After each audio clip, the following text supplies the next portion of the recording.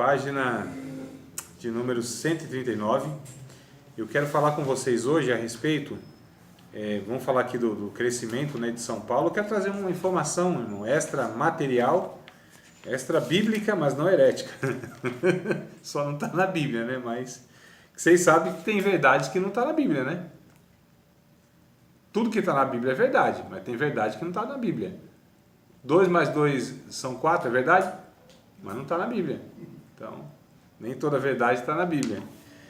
A população de São Paulo, como a gente está falando de missões urbanas, afetar socialmente uma sociedade, né? Afetar socialmente, acho que é redundância aí, né? Afetar socialmente uma população. Então, um dos pontos que eu tentei mostrar para vocês nas primeiras aulas, primeira ou segunda, foi que a gente precisa conhecer o entorno, em volta, né, da onde a gente congrega, onde a gente vive, o nosso contato imediato, irmãos. Então eu acho um pouco estranho algumas igrejas evangélicas, elas quererem trabalhar com missões. Então a gente quer trabalhar na África, lá no Haiti, lá não sei aonde, mas não realiza nada em sua volta. Eu acho um negócio estranho, esquisito, né? Porque é mais fácil, na verdade, você mandar um valor X, orar por pessoas que estão longe, você não tem contato, às vezes você não tem tanto engajamento, é só mais um desencargo de consciência. É igual aqueles cultos de missões, que de missões só tem um título, mais nada. Não tem uma mensagem, não tem uma conscientização, não tem uma proposta, né, missionária mesmo, bíblica, um negócio assim, relevante. Então, a gente precisa primeiro transformar aquilo que é o nosso contato imediato. Onde é o nosso contato imediato? O vizinho da direita, da esquerda, de frente, de trás, a rua, o bairro, né? Então, a gente começa por aí, fazendo alguma coisa. Ou seja, a igreja local, ela deve dar atenção para a sua localização, ou em torno da sua localização. E aí, como que a gente começa a fazer alguma coisa? Tudo começa pela pesquisa, pelo conhecimento. Então, algumas pessoas querem fazer coisas que não é a demanda do lugar, entendeu? Então, você está num bairro como esse, você precisa entender qual é a carência aqui, qual é a dificuldade aqui, quantas famílias tem aqui. Então, é censo, é pesquisa, é questão mesmo de...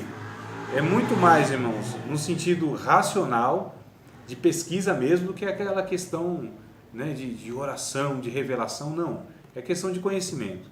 Tá, Fazenda da Juta. Esse bairro aqui, qual é a população desse bairro? População X. Ah, tá bom. Quantas mães solteiras tem aqui? X. Qual o índice aqui de criminalidade? Homicídio. Quantos homicídios acontecem nesse bairro aqui por ano? E tem, não tem? E tem. Então, deve ser mais de um, né?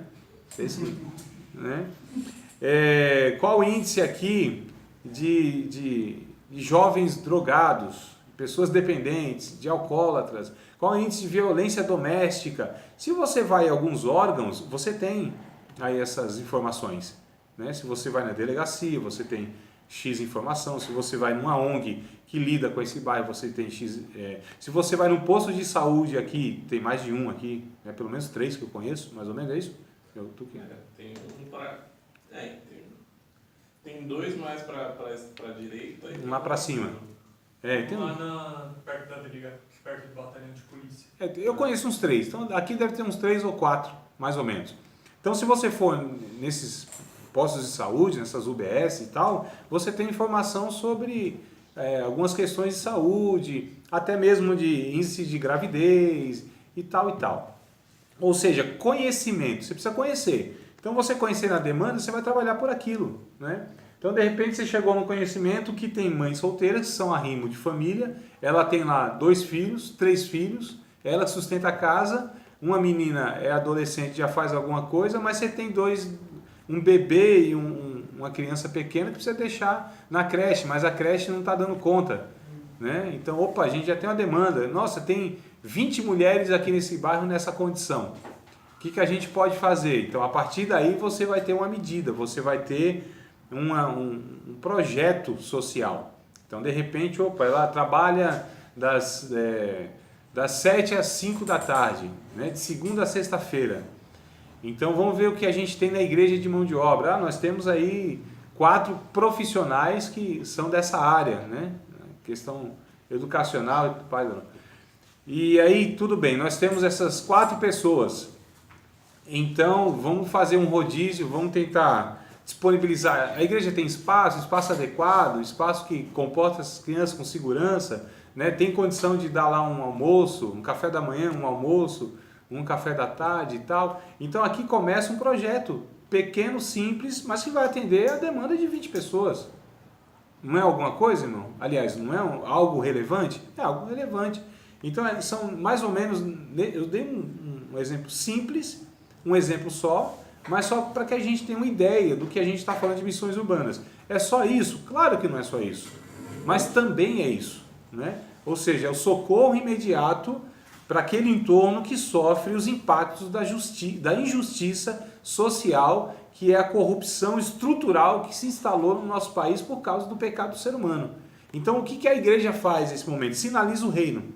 O reino veio para desfazer essas coisas, para amenizar o sofrimento da humanidade. Já sofre na questão espiritual, já não tem paz, já não tem salvação, já não desfruta da presença de Deus, do Espírito Santo.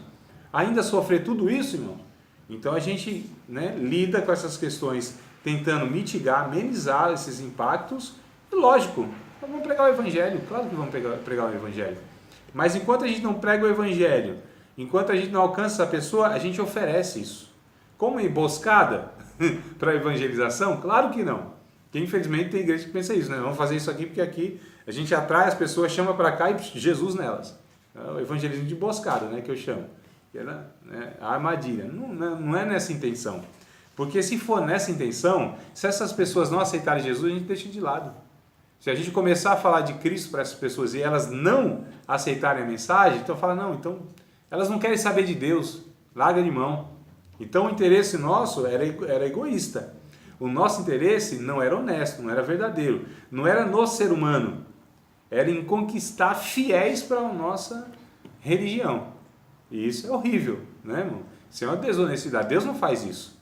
Se Deus fizesse isso, não ia sobrar ninguém. Imagina só, na primeira vez já seu filho falou alguma coisa, o Espírito Santo tocou no coração, rejeitou. Então, corta logo o oxigênio aí, puf, cortou, cai morto. Né? Não é assim, né, irmão? Então, como Deus age, nós agimos. Como Deus está realizando a forma, os meios que Deus está em missões, nós fazemos o quê? O que Ele está fazendo. Então a gente imita Deus, a gente coopera com Deus. Deus está em missão, não somos nós. É a missio Dei, a missão de Deus. Então nós entendemos a missão de Deus e só reproduzimos isso, só sinalizamos o reino de Deus. E aí, amados, então partindo dessa questão de estatística, conhecimento, eu sempre fiz uma pesquisa breve, que isso aí se encontra na internet. A internet encontra muita coisa hoje, ou subprefeitura e tal, né? Você tem todas as informações. E aí eu fiz uma pesquisa assim muito simplesinha. População de São Paulo. Vocês têm ideia de quantas pessoas habitam em São Paulo? 20 milhões. Quem dá mais? Assim, velho. Rapaz, gente, 20 milhões, hein? Quantos milhões tem o Brasil? 250. Não, mano, menos. 220. 220. Pouquinho. Aproximadamente 200 pessoas. 200 milhões. Não, a última pesquisa que eu fiz, acho que estava 208 milhões de habitantes no Brasil. A população do Brasil, 208 milhões. É lógico, a tendência sempre é ir crescendo, mas eu acho que não chegou a 220 ainda não, milhões. Mas por aí, vamos colocar 210 para agradar todo mundo, né? No Brasil, em São Paulo, 20 milhões, o Jefferson disse. 20 a 30. 20 a 30, eita lasqueira, aí assim, né? Isso é uma margem boa, né? Não erra nunca, né? 10 milhões de São Paulo todo o estado. 94 tinha 16, agora deve ter 50. Tanto que esse povo faz vida. A população, irmão, a população de São Paulo é de 12,11 milhões de habitantes, tá? Então, 12,11 milhões de habitantes. Diminuiu, A população na Zona Leste, que é o nosso caso, é de 1.552.070 pessoas. 1,5 milhão de pessoas. Arredondar aí para menos. E então essa população tem uma renda média de R$ 875,10. Tá? O que eu estou contando aqui como Zona Leste? Penha, Ermelino Matarazzo, Itaquera, São Mateus. São Mateus é um distrito, é por isso que a gente confunde, eu moro em São Mateus, você vai ver, não é São Mateus, bairro São Mateus, mas é o distrito de São Mateus, tá? Então você vai na subprefeitura, é conhecido um distrito de São Mateus que são alguns bairros, então esse é o distrito de São Mateus. Então nesse censo, no distrito de São Mateus, Penha, Ermelino Matarazzo, Itaquera, esses são os principais, aí tem vários outros, né, os menores, né? Você pega aí, tem Parque São Rafael, aí tem Tietê, Colonial e tal, e tem um bocado aí de bairro aí nesse bojo todo. Então, só aqui nesse distrito de São Mateus, são 220 mil habitantes. São 13 quilômetros quadrados, certo? Então, por aqui a gente já vai ter uma noção de população, de renda, né? Eu não fiz ainda renda per capita, que seria uma família, quanto que é a renda daquela família, é renda per capita. E aí você vai fazendo então esse censo. Então a partir daqui a gente chega em algumas informações e a gente entende que medidas deve fazer. Isso aqui na verdade é um projeto que o governo deveria fazer, né? Faz, eu nem sei se foi, mas deveria fazer. Ou seja, entender a demanda do local e ir lá e atingir ir lá no ponto e não ficar aí desperdiçando dinheiro, né? No nosso caso, energia, dinheiro também, né? Energia, dinheiro, tempo. A gente precisa entender qual é a demanda do local. E aí eu perguntei, acho que na primeira aula, assim, toda região tem as suas necessidades, mano. Lógico, as questões da periferia são mais questões sociais no âmbito material, né? Então as dificuldades mesmo, saúde, segurança, educação. Isso aí a gente está falando da periferia. Agora se você vai no Alphaville, Moema, Pinheiros, Morumbi, a demanda é outra, mas tem. Aí já questão de saúde, educação e segurança, talvez não seja, com certeza não é, mas lá tem outras demandas. Então é nesse conhecimento, nesse mapeamento que a gente deve fazer, é onde a gente vai descobrindo o que o reino de Deus aqui deve atingir, o que o reino de Deus deve aqui sinalizar.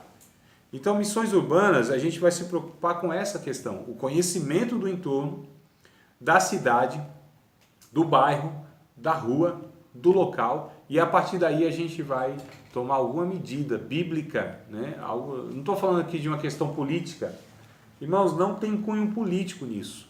A igreja não se envolve na política partidária, mas a igreja, por natureza, tem pessoas naturalmente políticas, porque o ser humano é político. Não existe uma pessoa apolítica, esse termo, né? Fulano é apolítico, isso não existe. O termo existe, não existe o fato mesmo, apolítico.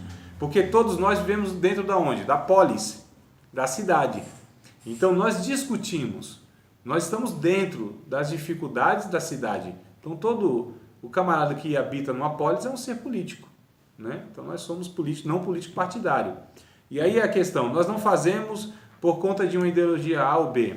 Nós não fazemos porque vai ter a bandeira nossa ou... Não, a gente faz porque nós somos cristãos.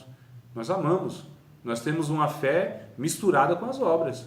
Nós temos uma fé que ela precisa ser demonstrada de alguma maneira. E Tiago deixa isso bem claro. Ele diz, tem fé? Então a tua fé precisa ir lá e alcançar uma pessoa que está precisando de alguma coisa. A gente leu aqui vários versículos, não foi, irmão? Nessas aulas aqui. Esses versículos, essas passagens que nós discutimos, o que parece para vocês? De fato, eu tentei forçar, ou eu forcei alguma interpretação aqui, ou faz sentido para vocês? Faz sentido. O que falta então, já que a Bíblia nos convenceu? Não, professor, eu tava lendo aquele negócio que você mandou lá do... Pacto de Lausanne? Eu não cheguei a ler o de Maneira, só li o de Lausanne mesmo. Sim, não digo o principal, mas é a base, né? Sim. E tipo, vendo assim, parece que a gente tem uma mentalidade, tipo assim, a gente tá salvo aqui dentro da igreja, se quiser ser salvo, aí você vem pra cá, e a gente não vai atrás de ninguém. Mais ou menos isso. Tipo, de verdade, eu comecei a pensar ali, tipo, eu vim pensando até no ônibus quando eu tava chegando, que eu acho que a igreja deixou de se preocupar com essa questão de buscar quem tá lá fora.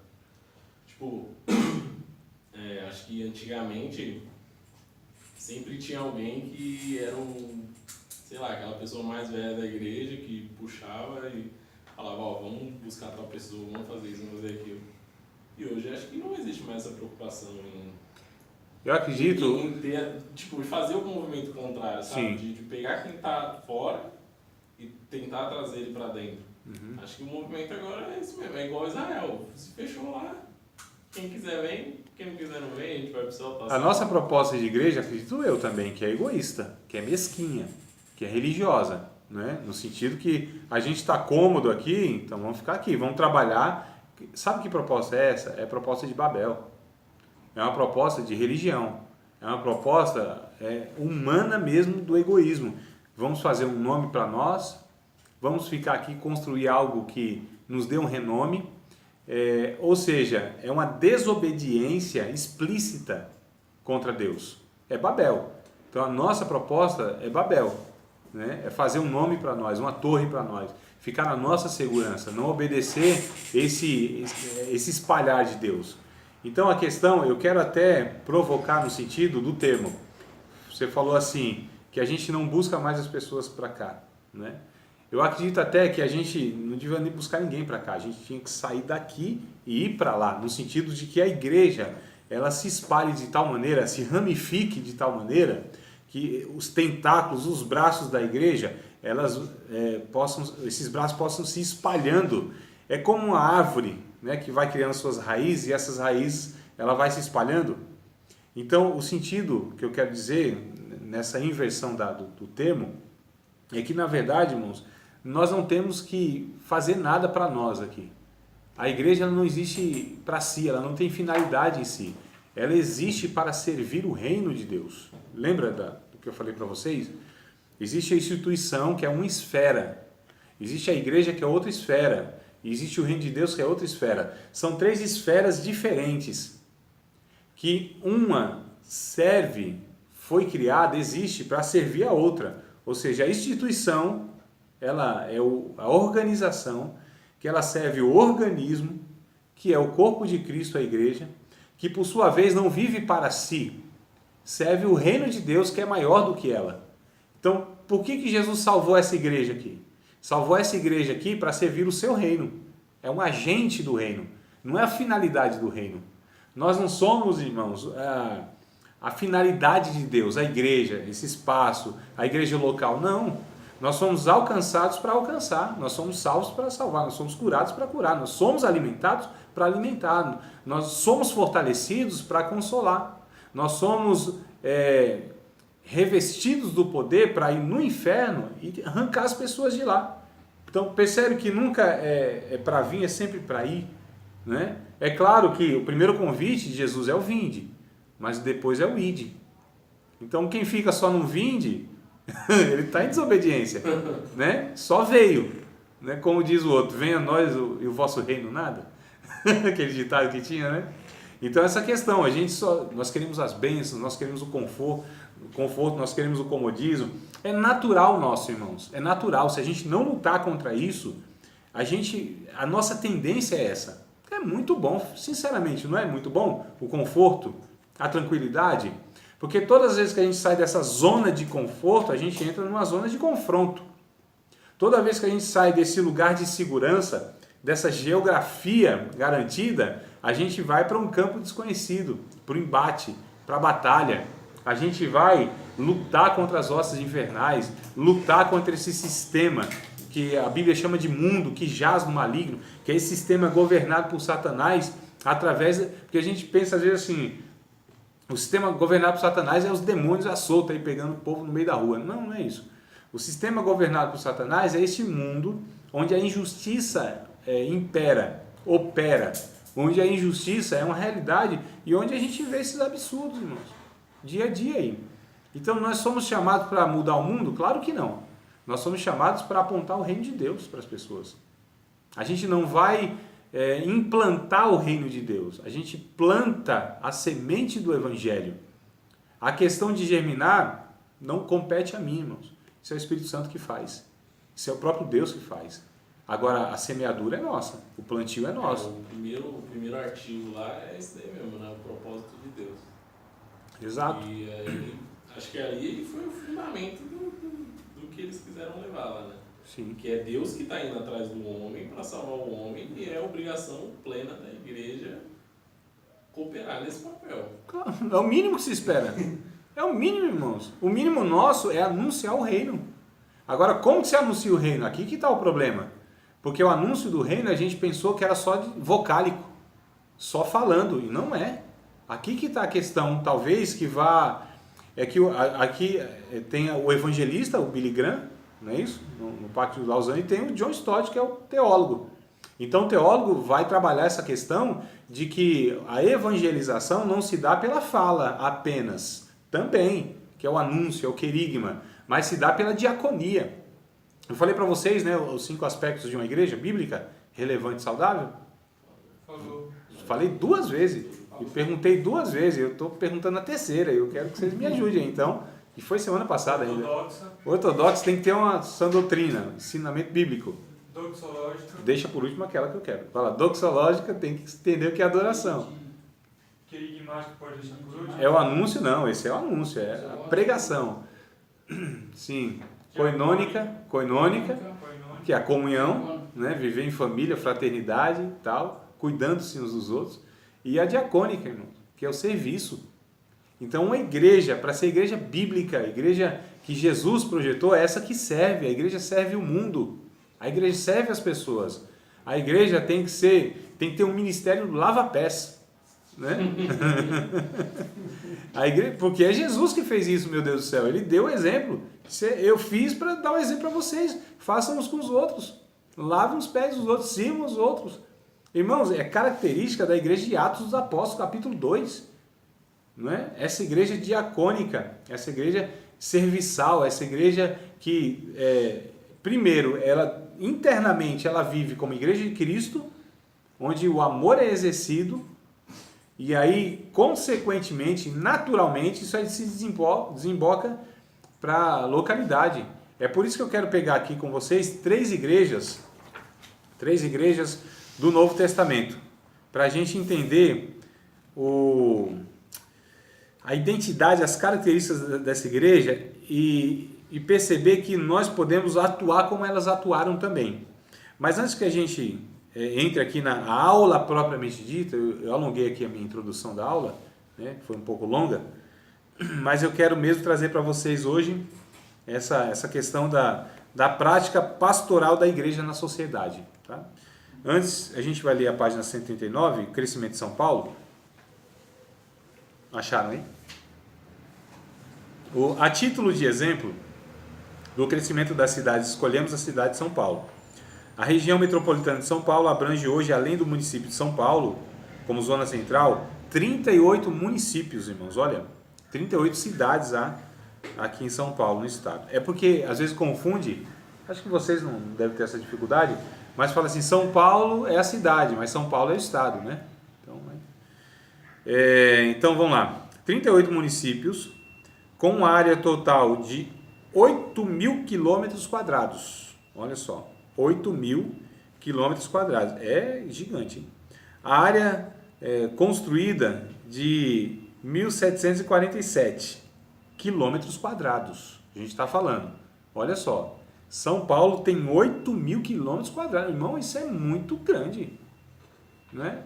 Lógico que construído não é isso, mas já 1.747 construída, ou seja, ali tem cidades, tem bairros e tal e tal.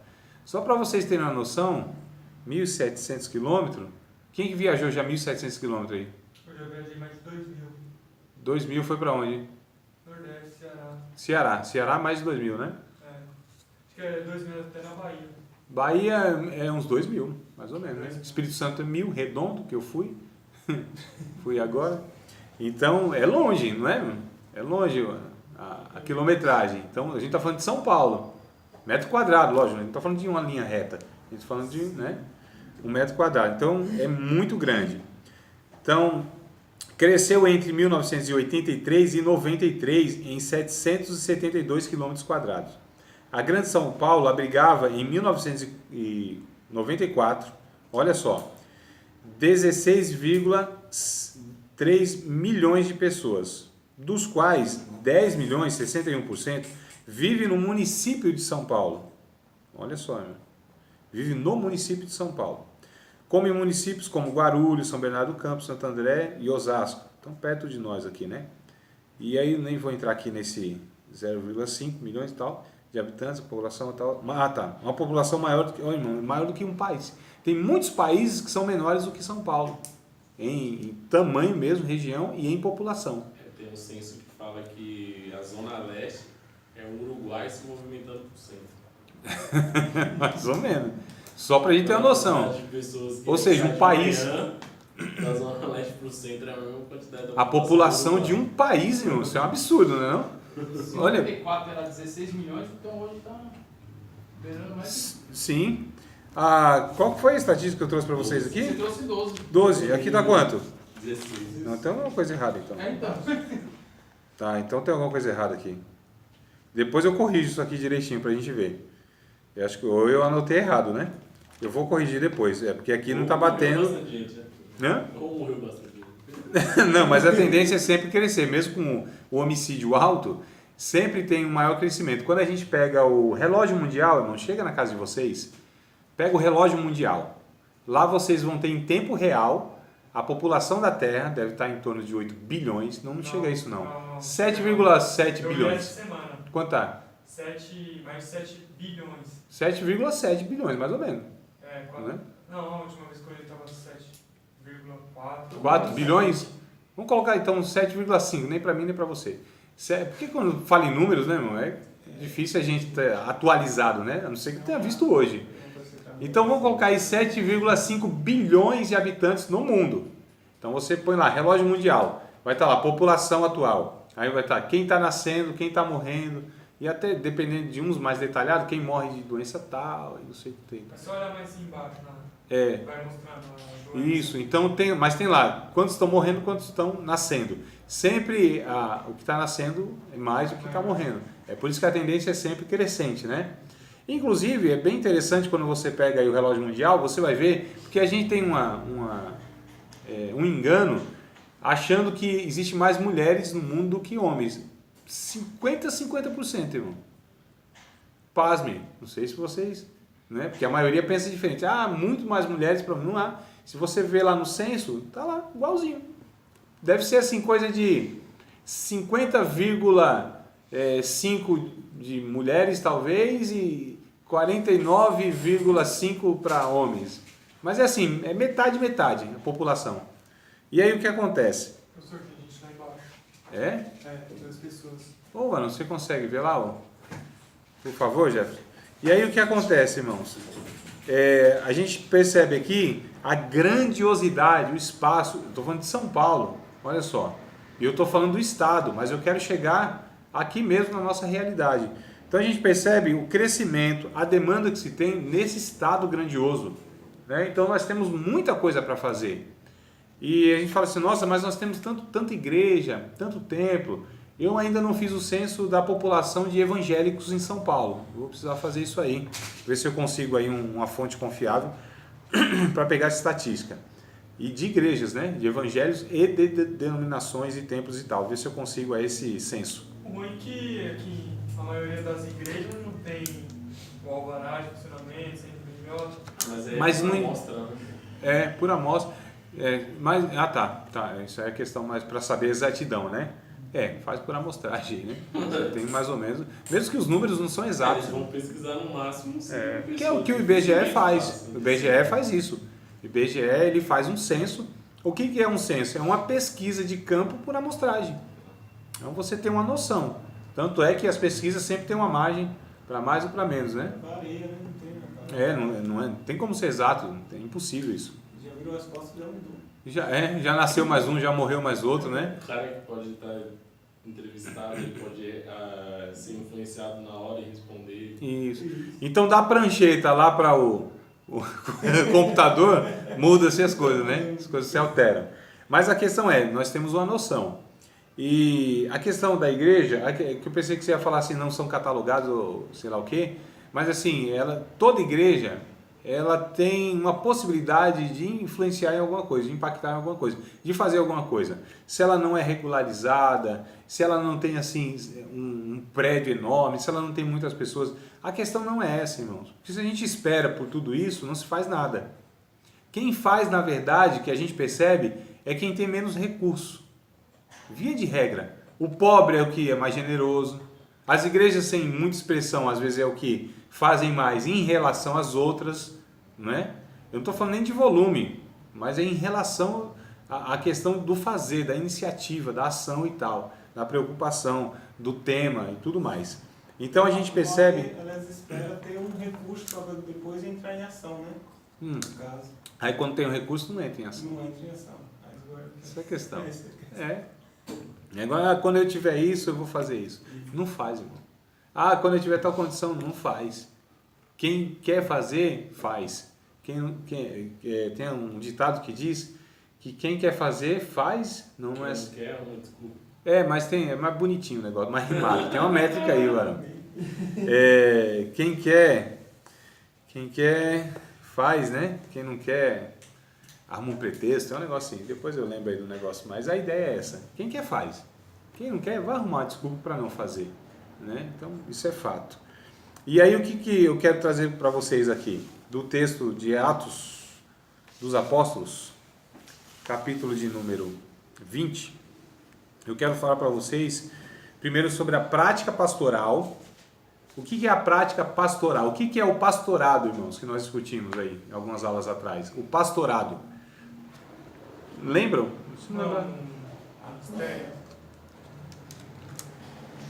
Essa palavra pastorado, o que lembra aí? Pastoral. Pastoral.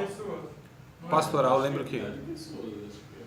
Mas não lembra nenhuma denominação, nenhum movimento religioso?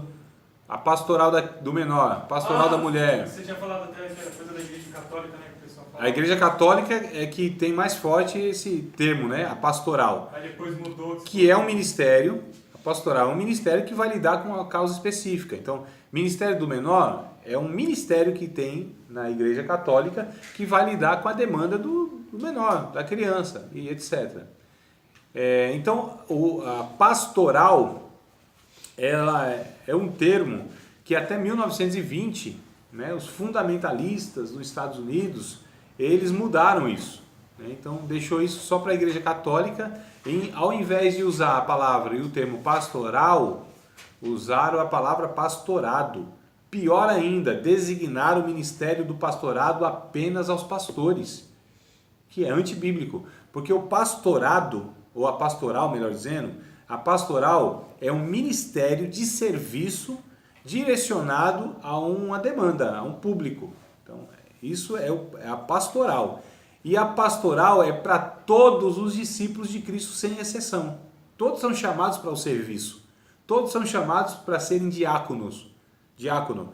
Um discípulo de Cristo que não é um diácono no exercício do dia a dia, não entende o que é o chamado, irmãos. Existe o diaconato eclesiástico, é uma coisa distinta, é diferente. O que nós estamos falando é o chamado de Cristo para todo o seu discípulo, que é o quê? O id, que é o servir, né? Que é o servir as outras pessoas. Então a gente entende prática pastoral, que é a ação da igreja na sociedade, com seus diversos ministérios. Professor, mas será que isso não causa mais problema do que solução? E sei lá, se todo mundo da igreja decidisse ao mesmo tempo pregar, tipo, não dentro do tempo, mas vamos dizer, tem uma igreja lá de 300 pessoas, mas se essas 300 começam a pregar. Então, Diego, mas o que acontece? Diogo, o que acontece? Será que não ia virar? Não, mas veja bem, é que talvez eu estou falando de uma maneira que você está entendendo que assim, vamos todo mundo de qualquer forma, não é assim. Não é assim, claro que não. Não, todo mundo agora vamos sair igual. Cada um pega uma rua e sai para um lado, né? Vamos espalhar igual um formigueiro esse negócio, que não é nesse sentido.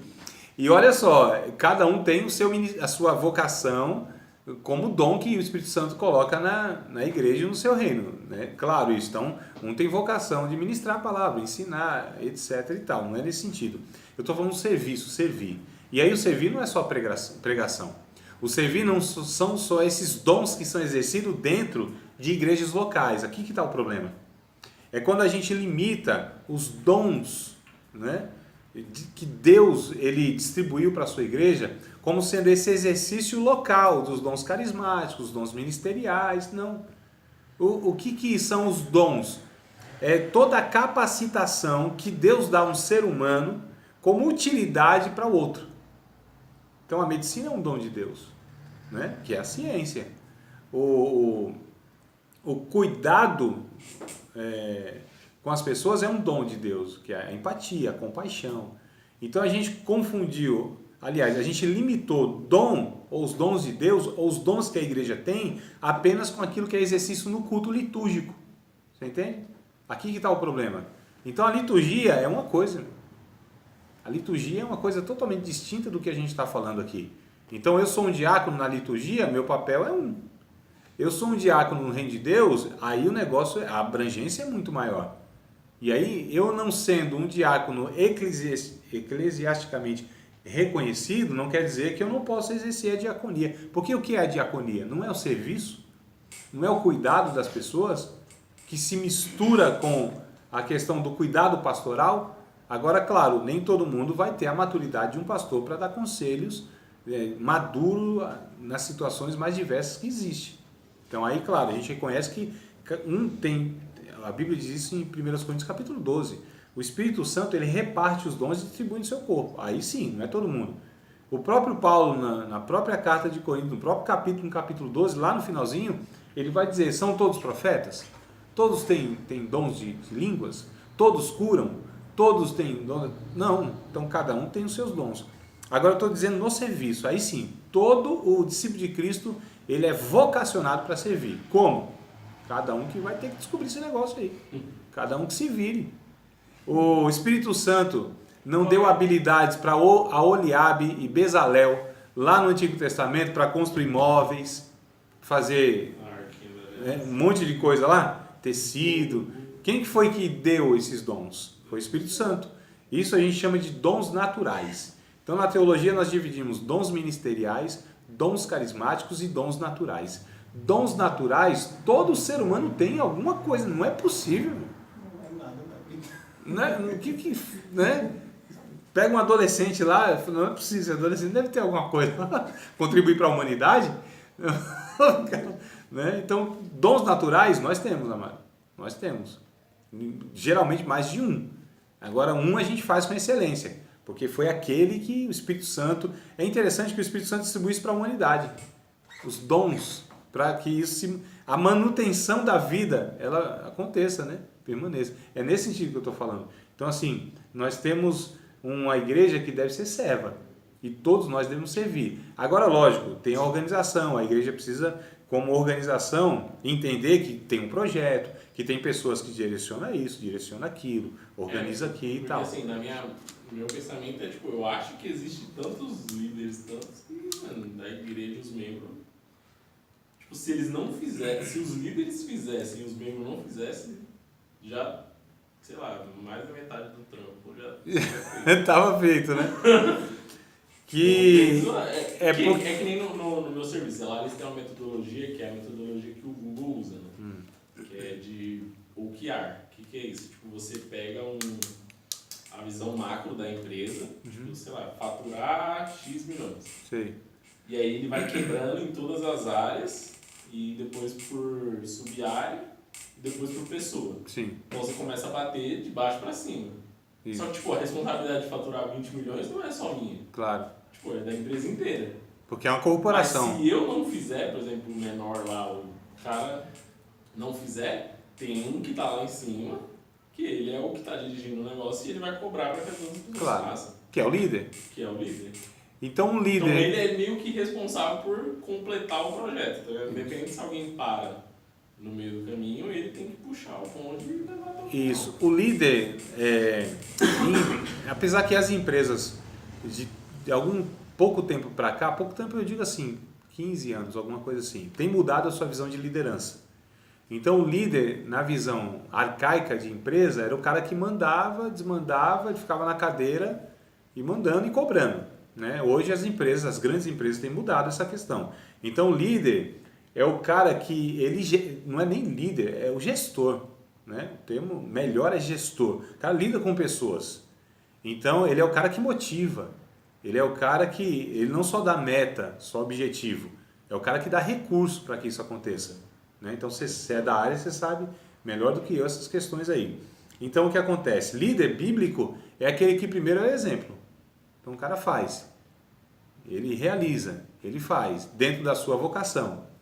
E como ele faz tão apaixonadamente aquilo, com tanto zelo, Paulo, ele disse lá em Romanos que ele tentava provocar uma espécie de inveja nos seus, emulação, né? Você sabe o que é emulador, né? Emulador? Então ele usou esse termo, né? Eu quero provocar nos meus patrícios uma emulação, um estímulo, servir a Deus com tanto amor, com tanto zelo, que provoque, entre aspas, essa inveja santa deles e eles passem a servir a Deus. Então o líder bíblico é esse cara que ele é tão engajado, ele é tão apaixonado, ele é tão empenhado naquilo que... Porque assim, o ensino, irmãos, o ensino ele provoca até certo ponto. Mas o exemplo, ele arrasta. Não tem como. O cara que ele é apaixonado, ele influencia, ele estimula, né? Ele empolga as pessoas, ele entusiasma as pessoas. Ele prega de tal maneira que ele desperta no coração das outras pessoas o desejo de pregar como ele prega. Ele ensina com tanta seriedade, com tanta vida, com tanto empenho, que desperta nas pessoas o desejo de também fazer aquilo. Então essa é a questão da liderança bíblica, e aí tem essas pessoas, fato, vocacionadas por Deus, que elas são responsáveis para encabeçar essas coisas. Por exemplo, existe o dom de evangelista, um dom ministerial de evangelista, mas todos os discípulos de Cristo devem evangelizar, né? É óbvio, é natural e tal. Só que o evangelista, ele tem justamente essa pegada de estimular as pessoas, de encabeçar os movimentos de evangelização. É o cara que ele estimula as pessoas a falarem de Cristo, da salvação. É o cara que, se ele abrir a boca e falar duas palavras, o outro dobra o joelho e aceita Cristo. Professor, é que eu assim, desse método, foi a primeira empresa que eu trabalhei assim, as outras sempre era do cara sempre manda e já era. Que isso é atrasado, né? É da hora, porque assim, a gente chega na reunião com os gestores e aí eles pegam as tarefas mais difíceis mesmo. Sim. E passam as outras que são mais simples pra gente. E aí a gente tem que encabeçar aquilo, velho, e ir até o final. E quando a gente tem uma dificuldade, a gente chega até eles ajudam. Então, assim, eu não vi na igreja, pelo menos em nenhuma, eu procurei na internet pra ver como é que elas trabalham e tal, mas não tem. Infelizmente. Porque, assim, eu acho que a liderança parece que quer jogar a responsabilidade pra igreja. É fácil, né? Tipo, quem tem que ganhar, que nem eu até vi uma frase lá, quem gera ovelha é ovelha. Mas, na moral, professor, nenhum cristão. E o líder não é ovelha, então, né? Nesse caso, o líder não é ovelha, né? Então. Não é estranho? É muito esquisito, assim. Eu acho, tipo assim, eu me inspiro bastante nesses. Agora eu tô lendo um pouco mais a história da igreja, tentando aprender um pouquinho mais o que eles fizeram direito pra tentar fazer hoje, né? Sim. E, tipo assim, eles parecem que, mano, tava em outro mundo, não é possível. Porque era isso, tipo, o cara começava sozinho, só ele e 3 pessoas, daqui a pouco tinha 100 mil. Isso, porque não tem... Tipo, era um negócio... Quando você pega o livro, que quem trabalha na sua área, quem estudou na sua área, é o livro, que assim, é quase a Bíblia, né? É um livro, tem que ler esse livro, que é o Monge Executivo. Então, o cara que fez administração, RH, e não leu o Monge Executivo, alguma coisa errada aí, não é? Não sei se vocês conhecem. O Monge Executivo, a base mesmo da ideia ali é Jesus, irmão. É Jesus. O cara não é cristão. O cara lá que escreveu o livro e tal. Ele não era cristão. Ele pegou Jesus como sendo o maior líder de todos os tempos. Lógico que para nós é muito mais que líder, é Deus, Salvador. Mas ele pegou a liderança de Jesus, que é uma coisa impressionante. E como é a liderança de Jesus? É pelo exemplo, é pelo serviço, é pela doação, é pela entrega. Ele não fala assim, ó, faz o que eu mando. Jesus não dava mandamento. Jesus fazia. Depois que ele fazia, ele falava assim, ó, me imite aí, faz do mesmo jeito. Me siga, os passos daqui. Eu fiz, como eu fiz, vocês façam também uns com os outros.